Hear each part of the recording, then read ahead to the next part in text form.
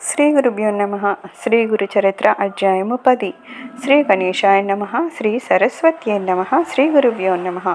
సిద్ధయోగి చెప్పిందంతా శ్రద్ధగా వింటున్న నామధారకుడు స్వామి శ్రీపాద వల్లభులు కృష్ణానదిలో అంతర్ధానమే వేరొక చోట మరొక అవతారం ఎత్తారని చెప్పారు కదా.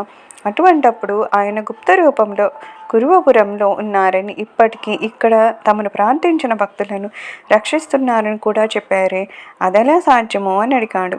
నాయన, శ్రీపాదస్వామి సాక్షాత్తు భగవంతుడే. భగవంతుని మహిమకు అంతులేదు. ఆయన ఏమైనా చేయగల సమర్థుడు. మొదట ఒక్కడుగా ఉన్న ఆయన తర్వాత త్రిమూర్తుల రూపాన్ని ధరించి వేరు వేరు కార్యాలు చేయడం లేదా? శ్రీపాదులు ఆ త్రిమూర్తుల స్వరూపమే. ఆయన మహిమకు సంభవము అసంభవము అన్నది లేదు.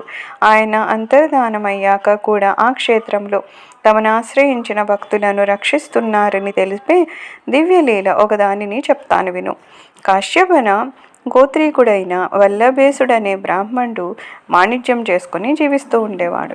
అతని కుటుంబం చాలా పెద్దది. గురుపురంలో అంతర్హితుడైన శ్రీపాదస్వామి తమను సేవించిన భక్తులను రక్షిస్తూ సూక్ష్మ రూపంలో ఆ క్షేత్రంలోనే ఉన్నారని విని అతడు స్వామికి భక్తుడయ్యాడు. అతడు ప్రతి సంవత్సరము నియమంగా ఒక్కసారైనా గురుపురాన్ని దర్శించి స్వామిని సేవిస్తూ ఉండేవాడు.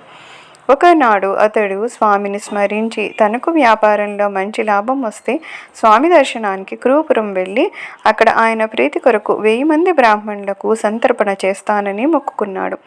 అప్పటి నుండి అతడు స్వామిని స్మరించి ఏ పట్టణానికి వెళ్ళినా అక్కడి స్వామి దయ వలన అతడు ఆశించిన దానికంటే ఎన్నో రెట్లు ఎక్కువగా లాభం రాసాగింది. అందువలన అతని భక్తి విశ్వాసాలు మరింత దృఢమయ్యాయి. అతడు తనకొచ్చిన లాభానికి ఎంతో సంతోషించి తన మొక్కు చెల్లించడానికి కావలసినంత డబ్బు మూట కట్టుకొని కురుపురానికి బయలుదేరాడు. 4 దొంగలు అతని వద్ద ఎంతో డబ్బున్నదని పసికట్టి యాత్రికుల వేషాలు ధరించి అతనికి తోడయ్యారు. తాము కూడా ప్రతి సంవత్సరము కురుపుర యాత్ర చేస్తుంటామని చెప్పి అతనితో ఎంతో ఆదరంగా ప్రవర్తించి అతన్ని నమ్మించారు. ఇలా 2-3 రోజులు ప్రయాణం చేసి వాళ్ళంతా ఒక నిర్మానుష్యమైన ప్రదేశానికి చేరగానే ఆ దొంగలు అతనిపై పడి అతని తలను నరికి అతని వద్దనున్న ధనాన్ని అపహరించారు.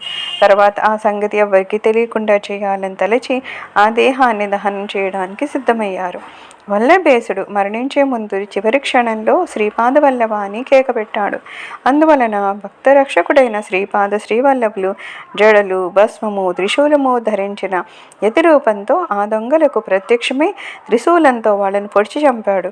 అప్పుడు ఆ దొంగల్లో ఒకడు ఆయన పాదాలపై పడి, ప్రభు, నేను దుష్టబుద్ధితో ఈ బ్రాహ్మణ్ణి వెంబడించలేదు. నేను తెలియక వీరిలో దారిలో కలిశాను.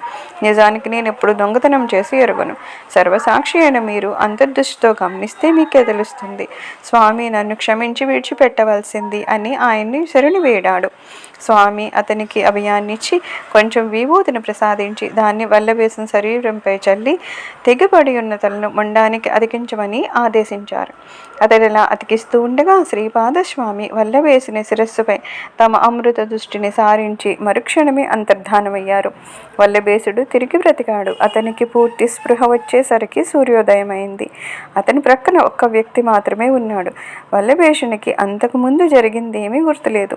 అందువలన అక్కడ చచ్చిపడి ఉన్న దొంగల్ని చూసి ఆశ్చర్యపడి, వీళ్ళందరూ ఎలా మరణించారు? నువ్వొక్కడివే ఎలా బ్రతుకున్నావు? ఇంత జరిగినా నీ ఒక్కడివే ఇంకా ఇక్కడే ఉన్నావేంటి అని అడిగాడు. అప్పుడు అతడు, అయ్యా, ఇప్పుడు ఒక అద్భుతమైన దైవలీల జరిగింది. మనని అనుసరించి వచ్చిన వారు దొంగలే కానీ యాత్రికులు కారు. వారు నిన్ను చంపి నీ ధనాన్ని అపహరించారు. ఇంతలో ఒక తపస్వి వచ్చి ఈ దొంగలను చంపి నిన్ను బ్రతికించారు. నీకు నన్ను కాపలాగా ఉంచి ఆయన అంతర్ధానమయ్యారు. ఆ మునీశ్వరుడు ఎవరో కానీ సాక్షాత్తు పరమశివుల్లా ఉన్నారు అని చెప్పాడు. ఆ మునీశ్వరుడు సాక్షాత్తు శ్రీవల్లభేశ్వరుడే అని తెలుసుకొని భగవంతుడైన ఆయన దర్శనం తనకు లభించినందుకు వల్లభేసుడు ఎంతో పరితపించాడు. అతడి వెంటనే అమితోత్సాహంతో ఆ ధనం తీసుకొని గురుపురం చేరాడు.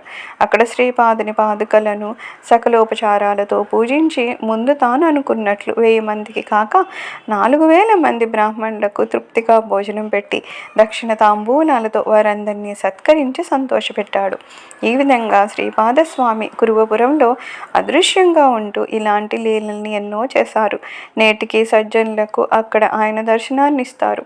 అయినప్పటికీ ఆయన శ్రీ నృసింహ సరస్వతి అనే యతిగా వేరొక చోట అవతారాన్ని ఎత్తి లోకోద్ధరణ చేశారు.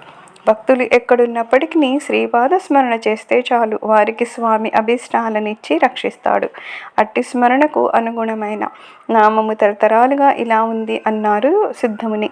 దిగంబర దిగంబర శ్రీపాద వల్లభ దిగంబర, దిగంబర దిగంబర అవధూత చింతన దిగంబర. శ్రీ దత్తాయ గురువే నమ. శ్రీ శ్రీపాద శ్రీవల్లభాయ నమ. శ్రీ నృసింహ సరస్వత్యై నమ. సర్వం శ్రీ గురుచరణారవిందార్పణమస్తు. లోకా సమస్తా సుఖినో భవంతు. ఓం శాంతి శాంతి శాంతి.